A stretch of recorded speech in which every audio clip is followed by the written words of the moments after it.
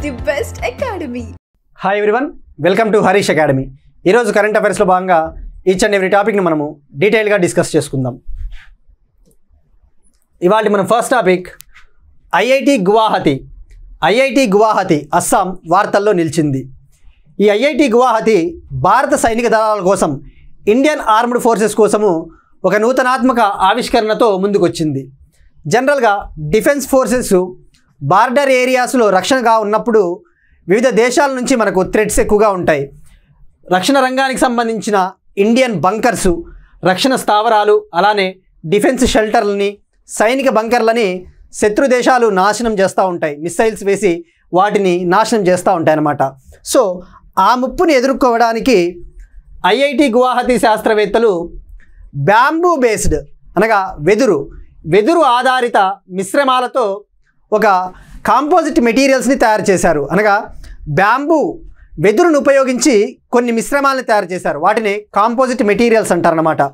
మరి ఇది ఎలా పనిచేస్తుంది, దీని ఉపయోగం ఏంటి అంటే, ఈ సైనిక బంకర్లు, డిఫెన్స్ షెల్టర్ల నిర్మాణంలో ఈ వెదురు ఆధారిత మిశ్రమాలు వాడినట్టయితే వాటి సామర్థ్యం పెరుగుతుంది.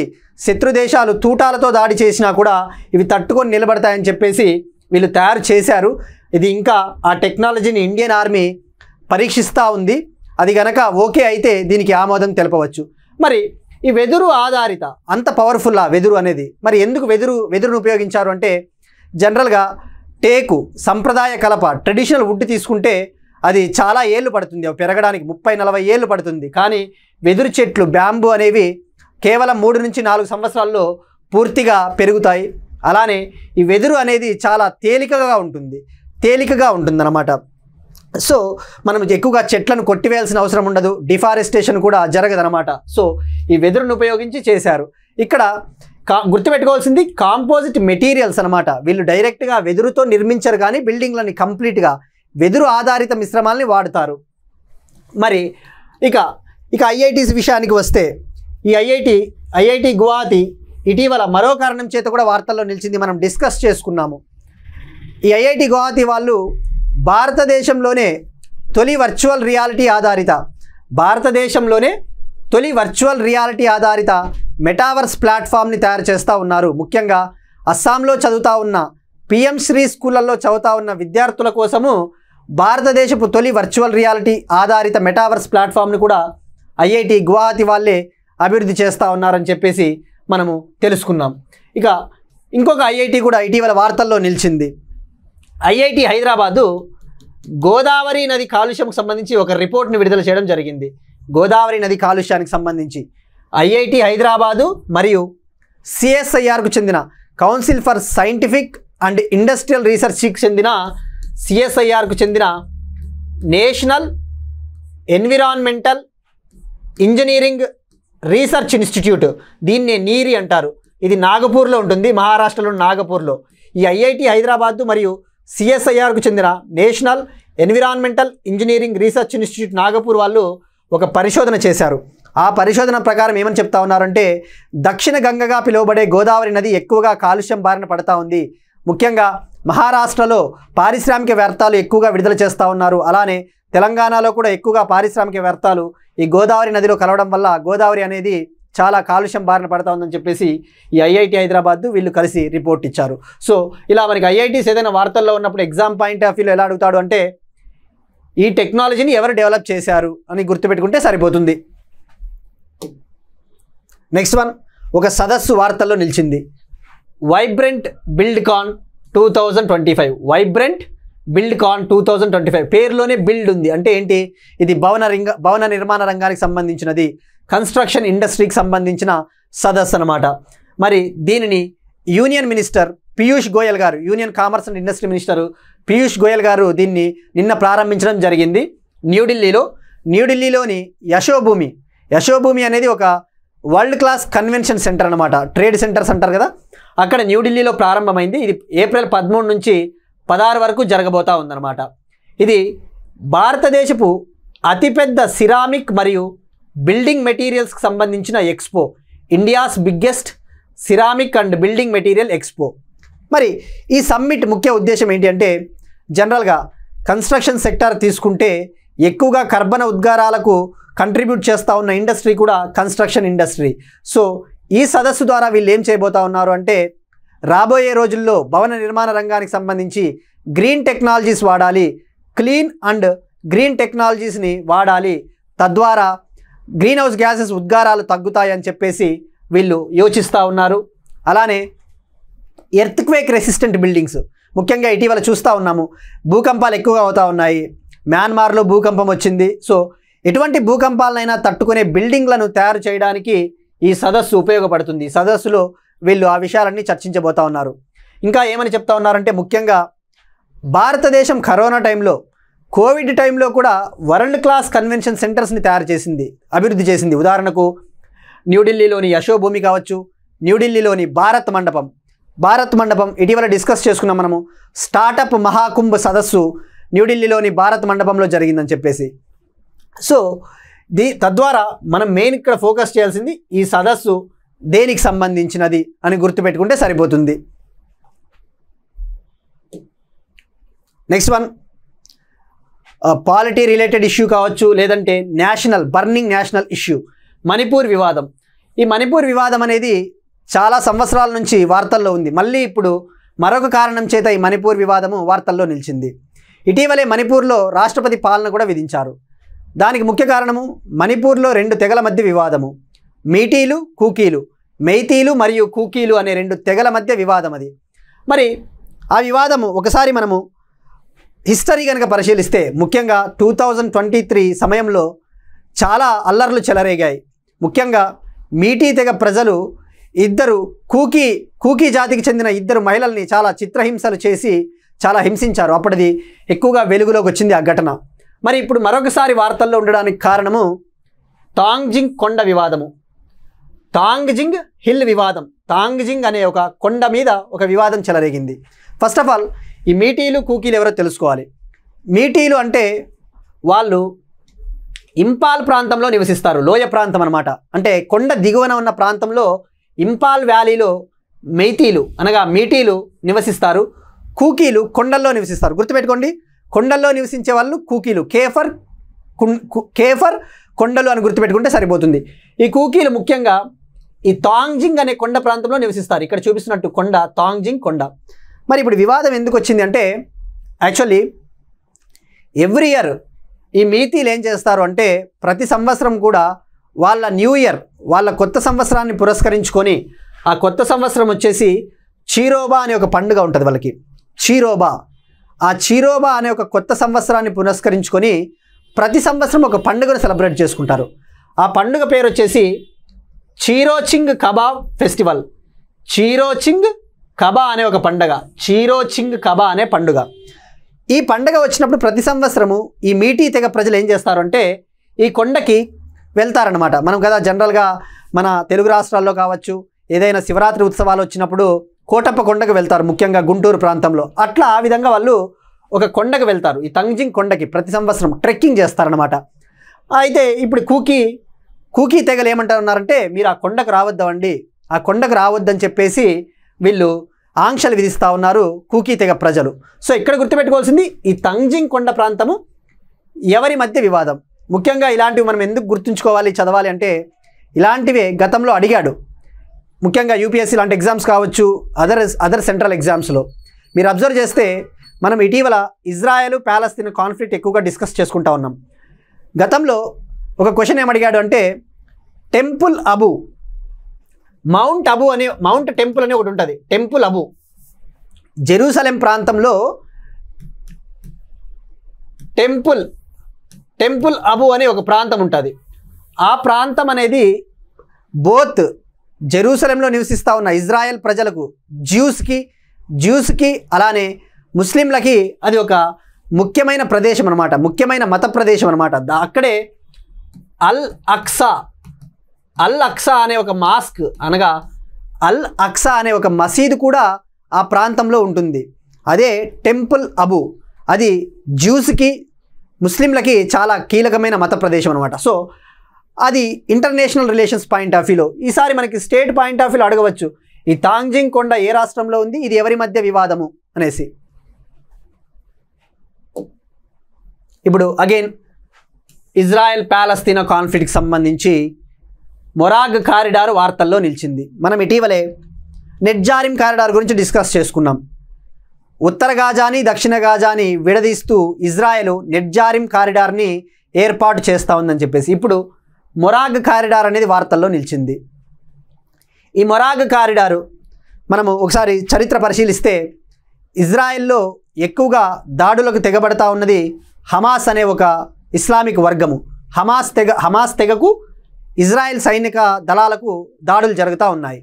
మరి దీనికి ముఖ్య కారణం ఏంటి అంటే ఇజ్రాయెల్ రిపీటెడ్గా గాజా నగరం పైన దాడులు చేయడానికి ముఖ్య కారణము అక్కడ హమాస్ టెర్రరిస్ట్ గ్రూప్ ఏం చేస్తూ ఉంది అంటే ఇజ్రాయెల్కు చెందిన ప్రజల్ని బందీలుగా నిర్బంధించిందనమాట. ఆ గాజా ప్రాంతంలో బందీలుగా నిర్బంధించింది హమాసు. సో మీరు ఆ బందీలను బందీలని విడుదల చేసే వరకు కూడా మేము దాడులు చేస్తూ ఉంటామని చెప్పేసి ఇజ్రాయెల్ చెప్తా ఉంది. సో ఇప్పుడు ఇజ్రాయెల్ రఫా అనే నగరం పైన దాడులు చేస్తూ ఉంది. రఫా అనే నగరం, ఈ నగరాలు ఇటువంటివి చాలా ఇంపార్టెంట్. ఈ రఫా అనే నగరం ఎక్కడుంది అంటే దక్షిణ గాజాలో ఉంది. దక్షిణ గాజాలో ఇదొక సిటీ. వీళ్ళు ఏం చేస్తూ ఉన్నారంటే ఆ దక్షిణ గాజాని ఈ రఫా నగరాన్ని విడదీస్తూ ఇజ్రాయెల్ ఒక కారిడార్ని నిర్మిస్తూ ఉంది. అదే మొరాగ్ కారిడార్ అంటారు. దాన్నే మొరాగ్ కారిడార్. ఇక్కడ గుర్తుపెట్టుకోవాల్సింది మొరాగ్ కారిడార్ అనేది దక్షిణ గాజాని రఫా నగరాన్ని వేరు చేసే కారిడారే మొరాగ్ కారిడారు.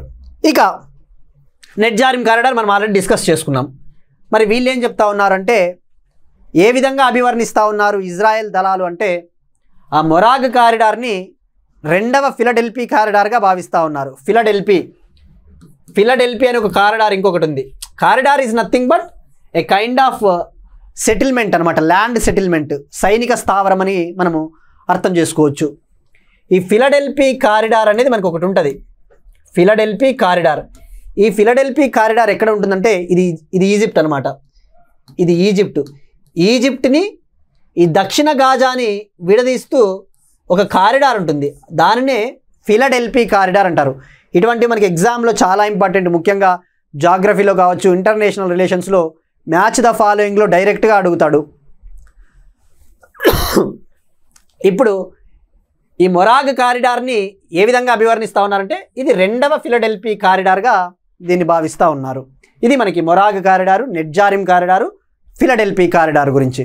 ఇక చర్చల విషయానికి వస్తే హమాస్కి ఇజ్రాయెల్కి మధ్య చర్చలు ఈజిప్ట్ రాజధాని కైరోలో మొదలయ్యాయి. ఈజిప్టులోని కైరోలో మొదలయ్యాయి. ఈజిప్టు దీనికి మధ్యవర్తిత్వం వహిస్తూ ఉంది, మీడియేటర్గా వ్యవహరిస్తూ ఉంది. మనం నిన్ననే డిస్కస్ చేసుకున్నాం ఇటీవల ఇరాన్కి అమెరికాకి మధ్య చర్చలు మస్కట్, ఒమన్ దేశ రాజధాని మస్కట్లో మొదలయ్యాయి. అలానే రష్యాకి అమెరికాకి మధ్య చర్చలు ఉక్రెయిన్లో శాంతిని నెలకొల్పడానికి సౌదీ అరేబియాలో చర్చలు మొదలయ్యాయని చెప్పేసి తెలుసుకున్నాం. సో ఇప్పుడు హమాస్కి ఇజ్రాయెల్కి మధ్య చర్చలు ఈజిప్టులోని కైరో అని గుర్తుపెట్టుకుంటే సరిపోతుంది.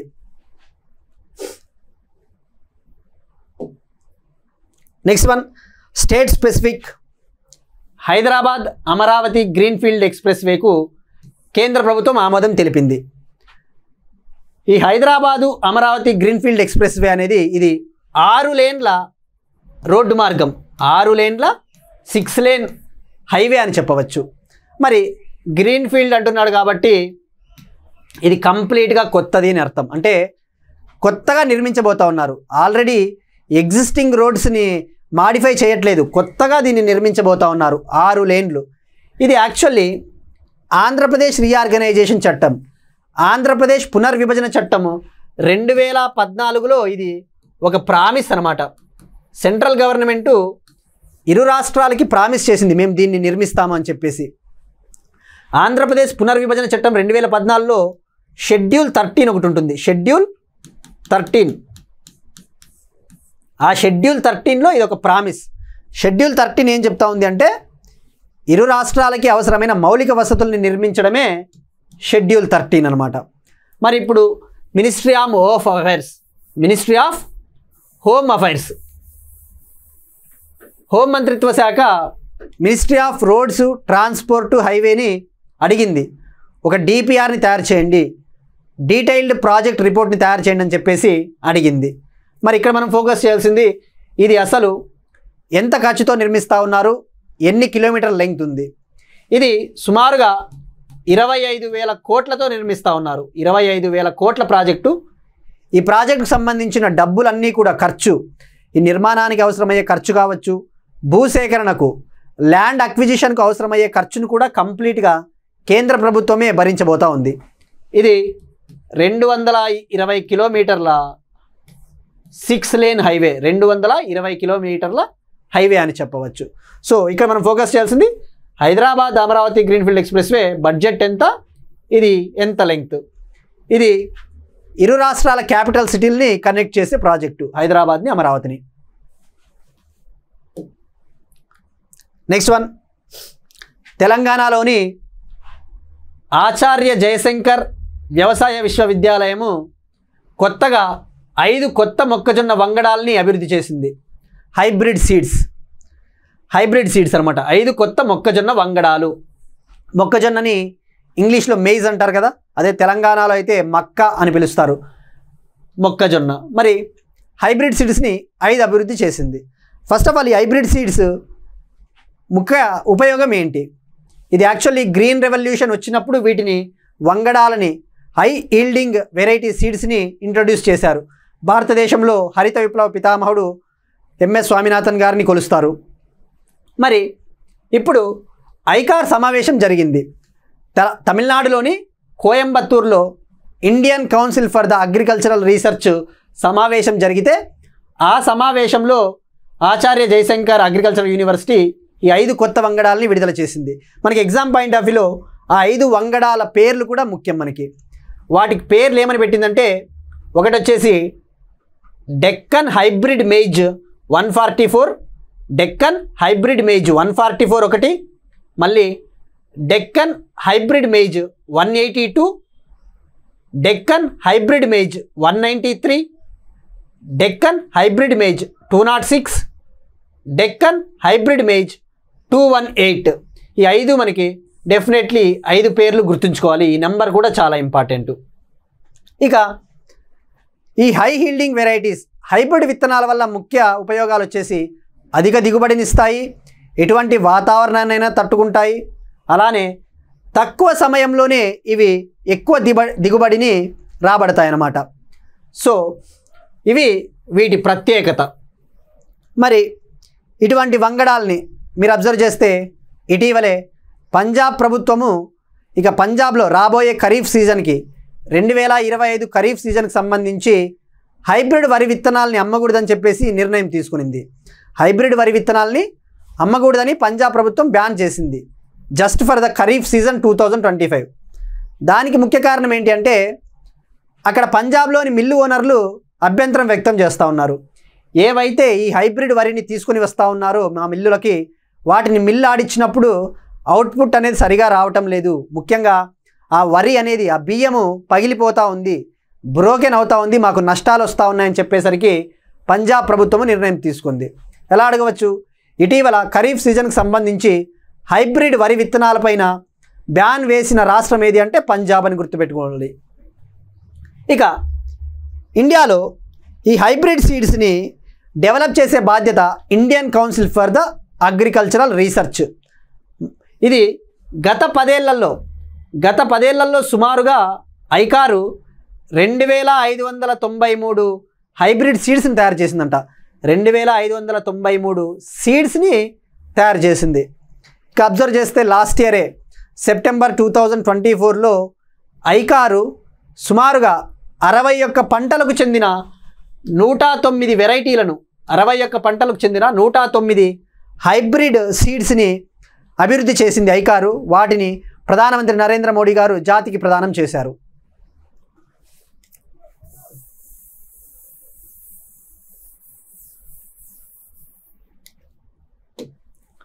నెక్స్ట్ వన్, ఎకానమీకి సంబంధించి భారతదేశ విదేశీ మారక నిల్వలు పెరిగినాయి. భారతదేశపు విదేశీ మారక నిల్వలు అనగా India's foreign exchange reserves, India's forex reserves. మరి ఇటువంటివి మనం ఎందుకు చదవాలి అంటే, ఎకానమీలో ట్రెండ్స్ అనేవి చాలా ఇంపార్టెంట్. ఇటీవల కాలంలో అబ్జర్వ్ చేస్తే స్టేట్మెంట్స్ రూపంలో అడుగుతూ ఉన్నాడు. ఇండియాలో ఫారెక్స్ రిజర్వ్స్ విదేశీ మారక నిల్వలు పెరుగుతున్నాయా లేదా తగ్గుతూ ఉన్నాయా అనేది కూడా స్టేట్మెంట్స్లో ఇస్తూ ఉన్నాడు. మనకి ఎకానమీ చదివేటప్పుడు ఇవే కరెంట్ అఫైర్ ట్రెండ్స్ అనమాట. ఈ కరెంట్ అఫైర్సే ఎకానమీలో సబ్జెక్ట్గా మనకు ఉపయోగపడతాయి. ఇక భారతదేశంలో ఈ విదేశీ మారక నిల్వలు పెరిగినాయట.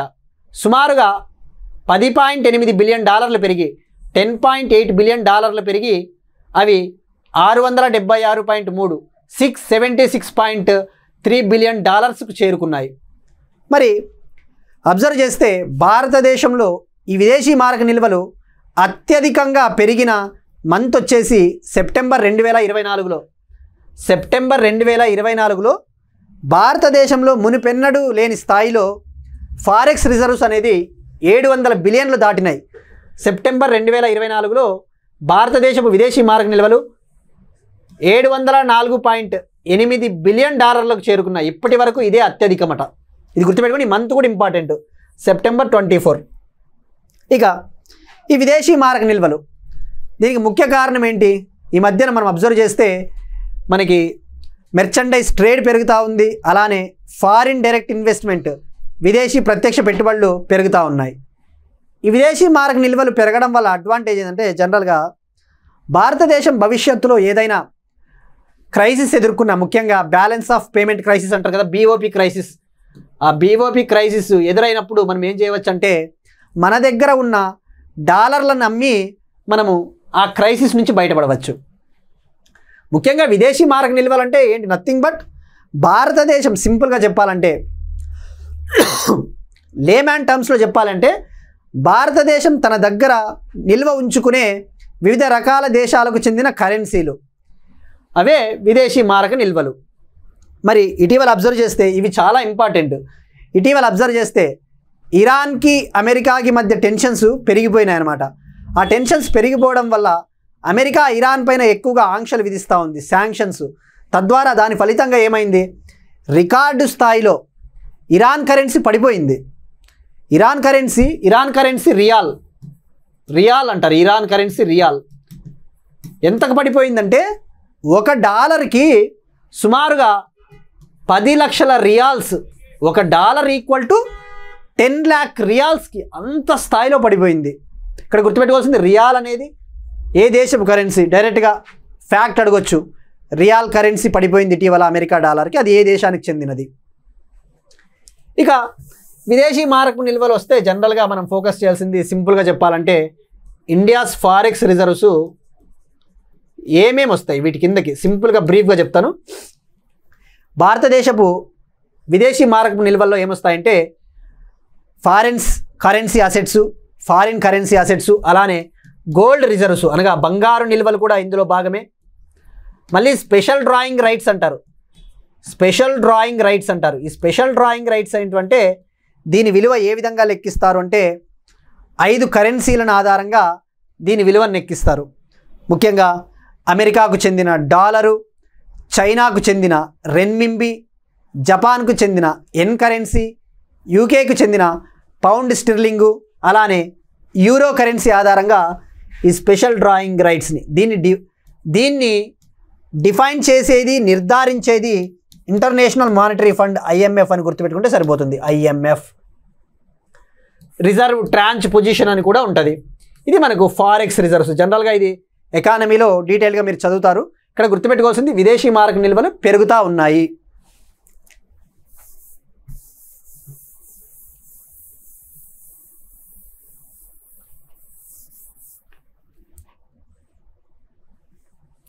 ఇప్పుడు క్వశ్చన్ చూద్దాం. మనం గతంలో డిస్కస్ చేసుకున్నాము. ఇండియన్ ఎయిర్ ఫోర్స్ యొక్క జాగ్వార్ స్క్వాడ్రన్కు శాశ్వతంగా నియమించబడిన మొదటి మహిళా పైలట్ ఎవరు? Who became the first women pilot permanently assigned to the Indian air forces jaguar squadron?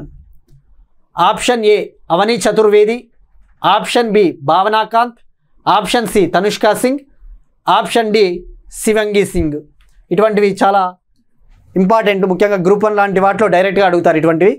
So let me know in the comment section.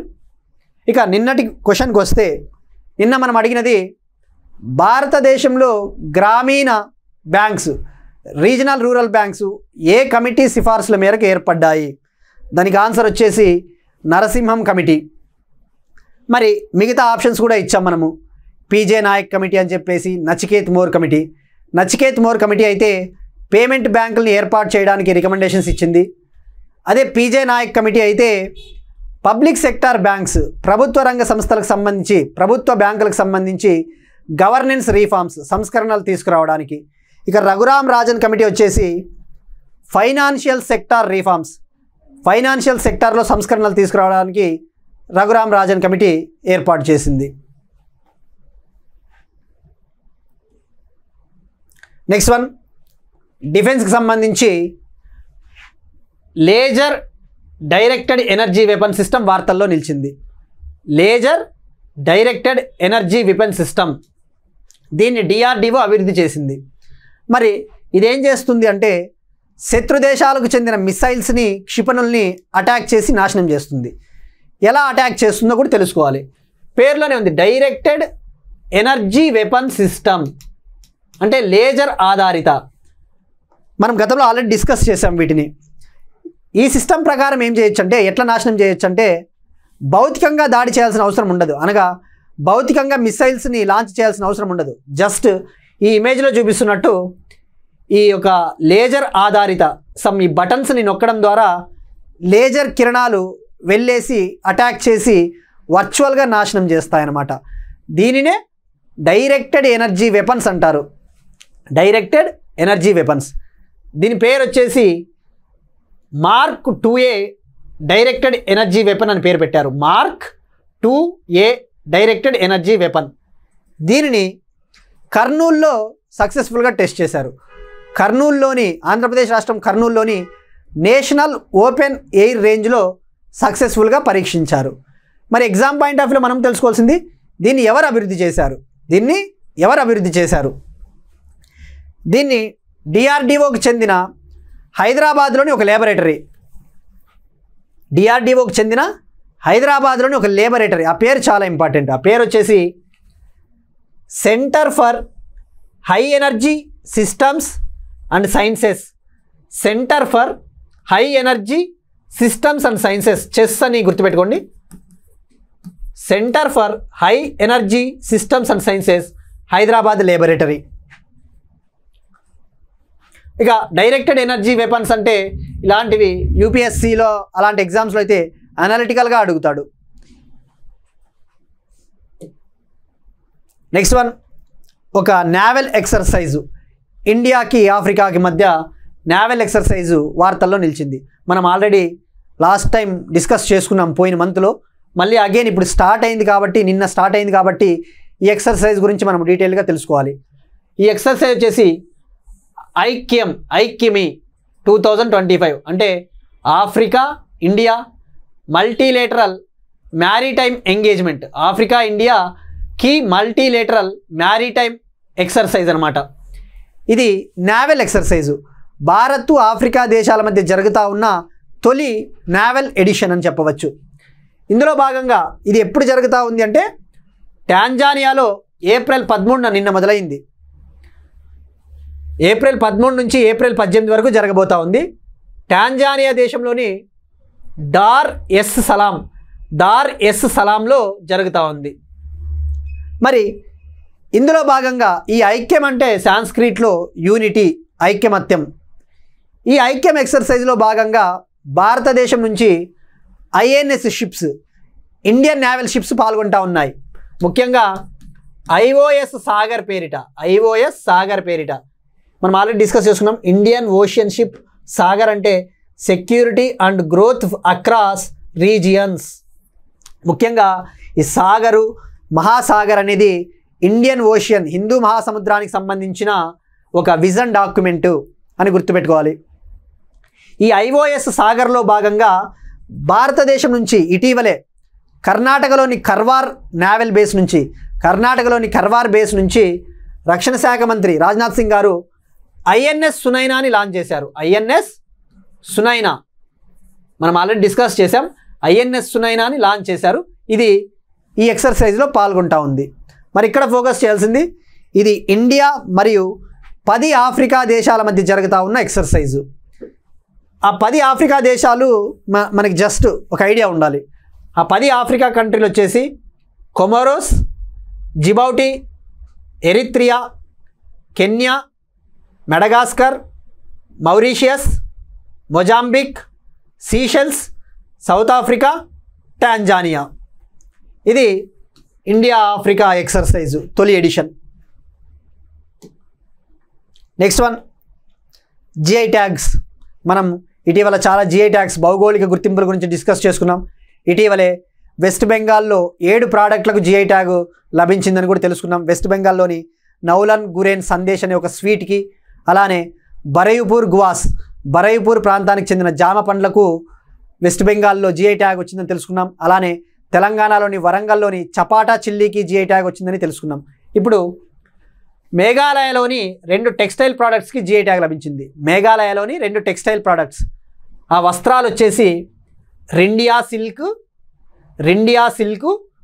Kashi handloom products. ఈ రెండిటికి Kashi hills అని ఉంటాయి కదా, కాశీ కొండలు మేఘాలయలో ఉంటాయి. So Ryndia silk, Khasi handloom products Meghalaya GI tag అని గుర్తుపెట్టుకుంటే సరిపోద్ది.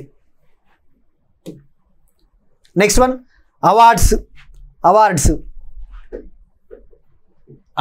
ఐఓఎఫ్ CSA medal of achievement award.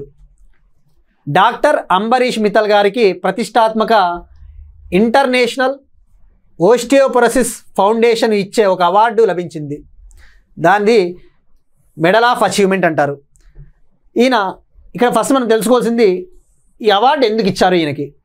Doctor Ambarish Mittal గారు ఈయన ఓస్టియోపొరోసిస్ పైన రీసెర్చ్ చేశారు. మనం ఇటీవల తెలుసుకున్నాం విటమిన్ డి డెఫిషియన్సీ వల్ల పెద్దలలో ఓస్టియోపొరోసిస్ వస్తుంది, చిన్నపిల్లల్లో అయితే రికెట్స్ వస్తుందని తెలుసుకున్నాం.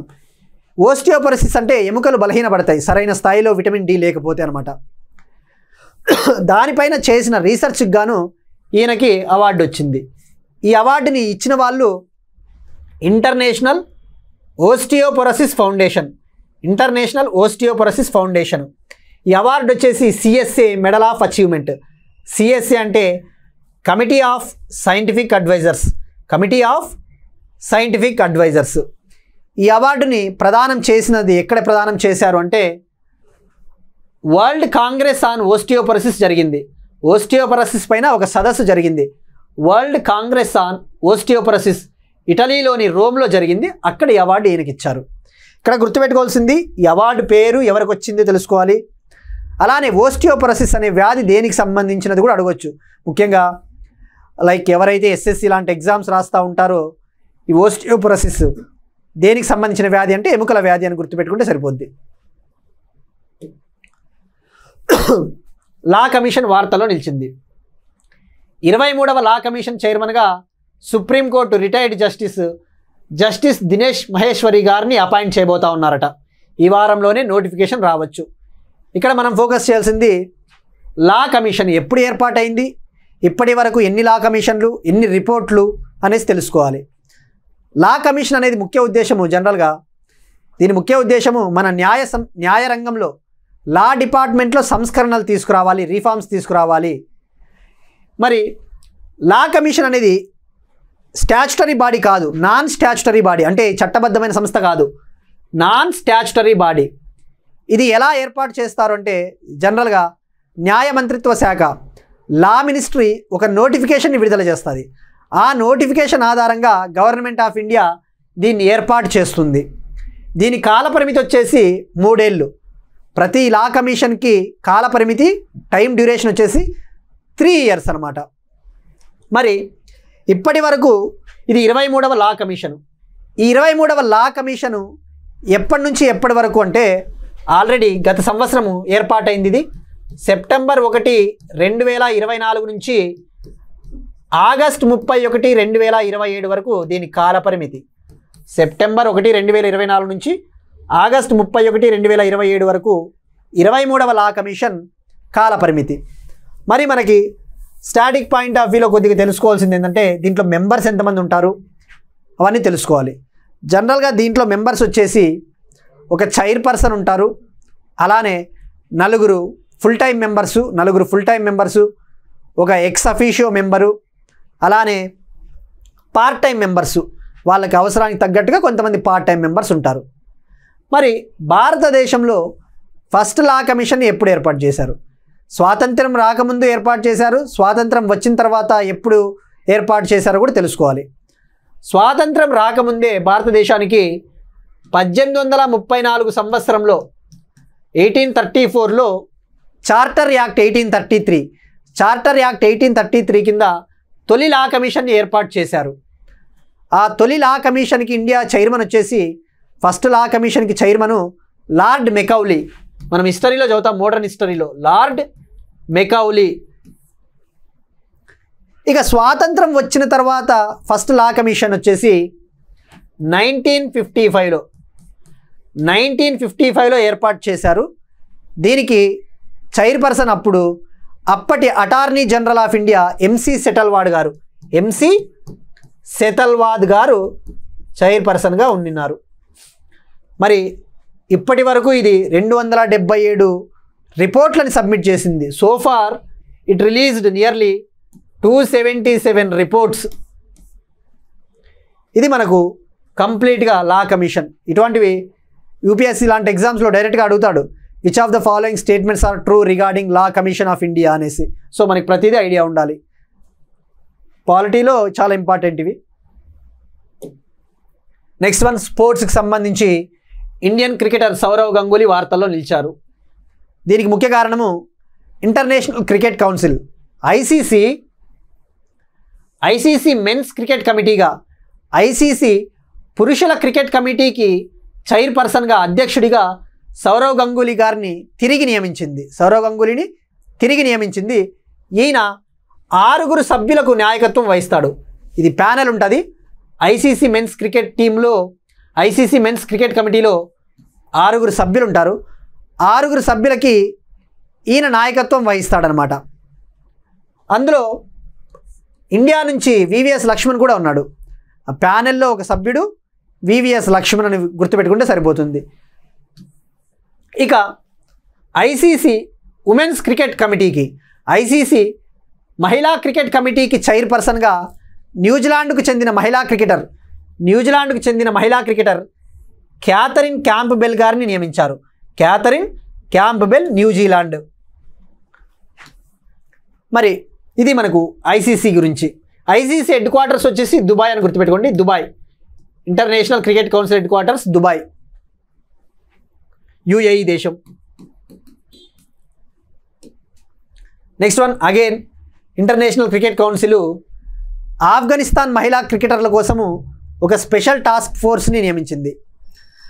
ఆఫ్ఘనిస్తాన్లో తాలిబాన్లు వచ్చినప్పటి నుంచి చాలా తీవ్రమైన సమస్యలు ఆఫ్ఘనిస్తాన్ మహిళా క్రికెటర్లు ఎదుర్కొంటూ ఉన్నారు. వాళ్ళని క్రికెట్ ఆడనివ్వటం లేదు. సో దీనివల్ల ఏమవుతా ఉందంటే ఆఫ్ఘనిస్తాన్ మహిళా క్రికెటర్లు వలస వెళ్ళిపోతూ ఉన్నారు. ముఖ్యంగా ఆస్ట్రేలియా లాంటి దేశాలకు వెళ్ళేసి అక్కడ క్రికెట్ ఆడుతూ ఉన్నారు. సో వీళ్ళ సమస్యలను పరిష్కరించడానికి, ఎవరైతే వలస వెళ్ళిపోయినారో వాళ్ళ సమస్యల్ని పరిష్కరించడం కోసం ఐసీసీ ఒక task force for Afghan women cricketers. ఇది direct static one. Next one, culture point of వ్యూలో ఏప్రిల్ 14 ఇవాళ కేరళ తమ న్యూ ఇయర్ని, తమ కొత్త సంవత్సరాన్ని జరుపుకుంటా ఉంది విషు అనే పేరిట. ఏప్రిల్ 14 కేరళ విషు అనే పేరిట కొత్త సంవత్సరం. ఇక్కడ మనం ఫోకస్ చేయాల్సింది ఈ ఏప్రిల్ 14 మిగతా రాష్ట్రాలు కూడా తమ కొత్త సంవత్సరాలని జరుపుకుంటా ఉన్నాయి. ఆ పేర్లు అవి ఏ రాష్ట్రానికి చెందినవో తెలుసుకోవాలి, ఎందుకంటే ఇవి కల్చర్లో మనకి ఇంపార్టెంట్. తమిళనాడు వాళ్ళ న్యూ ఇయర్ వచ్చేసి, తమిళనాడు న్యూ ఇయరు పుతండు పిరపు పేరిట తమిళనాడు కొత్త సంవత్సరాన్ని జరుపుకుంటా ఉంది. కేరళ న్యూ ఇయర్ వచ్చేసి విషు. అలానే బైసాఖి అనేది వార్తల్లో ఉంది. బైసాఖి లేదా వైశాఖి అంటారు. బైసాఖి లేదా వైశాఖి ఇది సిక్కుల పండుగ. పంజాబ్లో పంట కోసిన తర్వాత హార్వెస్ట్ ఫెస్టివల్గా సిక్కులు జరుపుకుంటారు. దీని పేరు బైసాఖి లేదా వైశాఖి. అదే అస్సాంలో న్యూ ఇయర్ వచ్చేసి, అస్సాం కొత్త సంవత్సరం వచ్చేసి బొహగ్ బిహు లేదా రొంగాలి బిహు. బొహగ్ బిహు లేదా రొంగాలి బిహు అస్సాం కొత్త సంవత్సరం. ఇక పోయిలా బోయిషక్ అనేది ఒకటి వార్తలో ఉంది. పోయిలా బోయిషక్. పోయిలా బోయిషక్, ఇది బెంగాల్ కొత్త సంవత్సరం, వెస్ట్ బెంగాల్ కొత్త సంవత్సరం, పోయిలా బైషక్. ఇవి మనకి ట్రెడిషనల్ ఫెస్టివల్స్. ఇక అగైన్ వోల్కానో వార్తల్లో ఒకటి నిలిచింది. ఒక వోల్కానో ఎరప్ట్ అయింది, విస్ఫోటనం చెందింది. అదే మౌంట్ స్పర్ అనే అగ్నిపర్వతం. మౌంట్ స్పర్ ఇది అమెరికాలోని అలాస్కాలో విస్ఫోటనం చెందింది. ఇక వోల్కానోస్ గురించి మనం రిపీటెడ్గా డిస్కస్ చేసుకుంటున్నాం. ఇటీవలే ఇండోనేషియాలోని మౌంట్ మరాపీ కూడా విస్ఫోటనం చెందిందని చెప్పేసి తెలుసుకున్నాం. ఇక అలానే ఇటీవలే ఫిలిప్పైన్స్లో కూడా ఒక వోల్కానో ఎరప్ట్ అయింది. ఫిలిప్పైన్స్ దేశంలో ఒక వోల్కానో, దాని పేరు వచ్చేసి మౌంట్ కన్లావ్. ఫిలిప్పైన్స్లో మౌంట్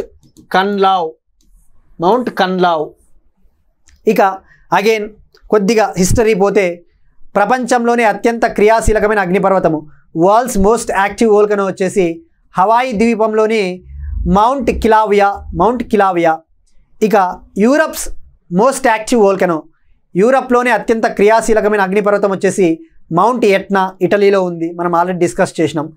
ఇక mount Kanlaon Philippines, mount Dukono ఇండోనేషియాలో ఎరప్ట్ అయిందని తెలుసుకున్నాము. మౌంట్ లకీ అది కూడా Indonesia. Mount Marapi Indonesia. Next one, ఇవాళ April 14th the great personality doctor BR Ambedkar గారి జయంతి. భారత రాజ్యాంగ నిర్మాత బాబాసాహెబ్ అంబేద్కర్ గారి జయంతి అనమాట. సో ద్రౌపది ముర్ము గారు పిలుపునిచ్చారు, అందరికీ విషెస్ తెలిపారు. మరి ఈ సందర్భంగా మనకి ఎగ్జామ్ పాయింట్ ఆఫ్ వ్యూలో డాక్టర్ బిఆర్ అంబేద్కర్ గారు సాధించిన ఘనతల గురించి తెలుసుకోవాలి, ఈయన చేసిన సేవలు కూడా తెలుసుకోవాలి. ఈయన మధ్యప్రదేశ్లోని మో అనే విలేజ్లో, మో అనే గ్రామంలో జన్మించారు. నిన్ననే మనం మొన్న డిస్కస్ కూడా చేసుకున్నాము. మధ్యప్రదేశ్లో ఒక వైల్డ్ లైఫ్ శాంక్చురీకి అంబేద్కర్ గారి పేరు పెట్టారు, డాక్టర్ బిఆర్ అంబేద్కర్ అభయారణ్య పేరిట. సో మరి అంబేద్కర్ గారు జన్మించిన దినం వచ్చేసి 14th April 1891 మధ్యప్రదేశ్లోని మో విలేజ్లో జన్మించారు. ఆయన 6th December 1956లో మరణించారు. మరి ఈయన ఘనతలేంటి?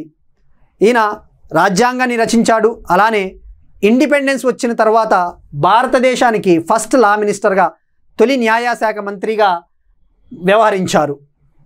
ఇక ప్రజల కోసం చాలా ఆర్గనైజేషన్స్ ఏర్పాటు చేశారు.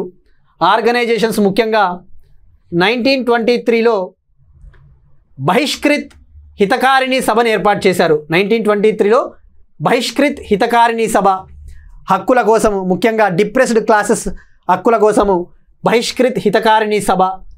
అలానే 1936లో ఇండిపెండెంట్ లేబర్ పార్టీని స్థాపించారు. 1936లో ఇండిపెండెంట్ లేబర్ పార్టీని.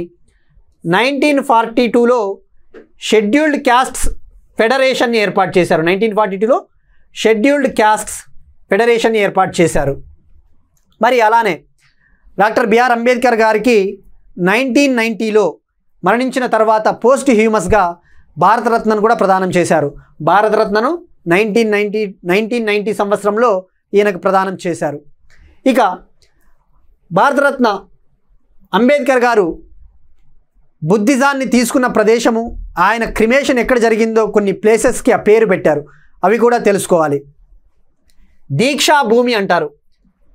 అంబేద్కర్ గారు బుద్ధిజం మతాన్ని స్వీకరించిన ప్రదేశాన్ని నాగపూర్లోని దీక్షా భూమి.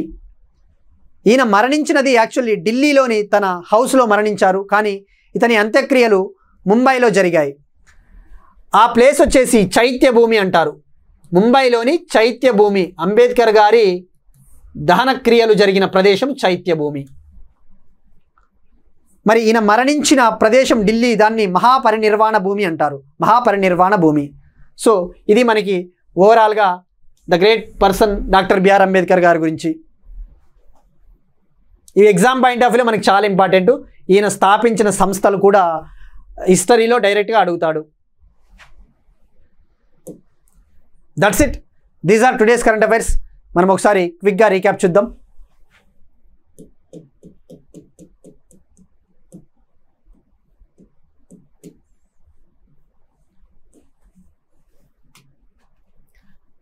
వెదురు ఆధారిత మిశ్రమాలతో వినూత్న సైనిక బంకర్ల నిర్మాణం చేపట్టిన ఐఐటి గువాహతి. వైబ్రెంట్ బిల్డ్కాన్ సదస్సు 2025. మణిపూర్లో మైతీలు మరియు కుకీల మధ్య తాంగ్జింగ్ కొండ వివాదం. మొరాగ్ corridor. Hyderabad Amaravati greenfield express వేకు కేంద్రం ఆమోదం. మరో 5 కొత్త మొక్కజొన్న వంగడాలను అభివృద్ధి చేసిన తెలంగాణ జయశంకర్ వ్యవసాయ విశ్వవిద్యాలయం. $676.3 బిలియన్ చేరుకున్న భారతదేశ విదేశీ మారక నిల్వలు. డిఆర్డిఓ అభివృద్ధి చేసిన laser directed energy weapon system. Africa India multilateral maritime exercise first edition. మేఘాలయలోని రిండియా సిల్క్కు మరియు కాశీ హ్యాండ్లూమ్ ప్రోడక్ట్స్కు దక్కిన జిఐ ట్యాగ్. డాక్టర్ అంబరీష్ మిత్తల్కు ప్రతిష్టాత్మక IOF 2025 CSA medal of achievement. 23వ లా కమిషన్ చైర్మన్గా justice Dinesh Maheshwari. International cricket council పురుషుల క్రికెట్ కమిటీ చైర్పర్సన్గా తిరిగి ఎన్నికైన సౌరవ్ గంగూలీ. ఆఫ్ఘాన్ మహిళా క్రికెటర్ల కోసము స్పెషల్ టాస్క్ ఫోర్స్ని ఏర్పాటు చేసిన ICC. Kerala new year Vishu. అలస్కాలో మౌంట్ స్పర్ అగ్నిపర్వతం విస్ఫోటనం. డాక్టర్ బిఆర్ అంబేద్కర్ గారి జయంతి April 14th. That's it. These are today's current affairs. ఈ వీడియో కనుక మీకు నచ్చినట్టయితే లైక్ చేయండి, కామెంట్ చేయండి, షేర్ చేయండి. And will meet you again tomorrow. Thank you everyone.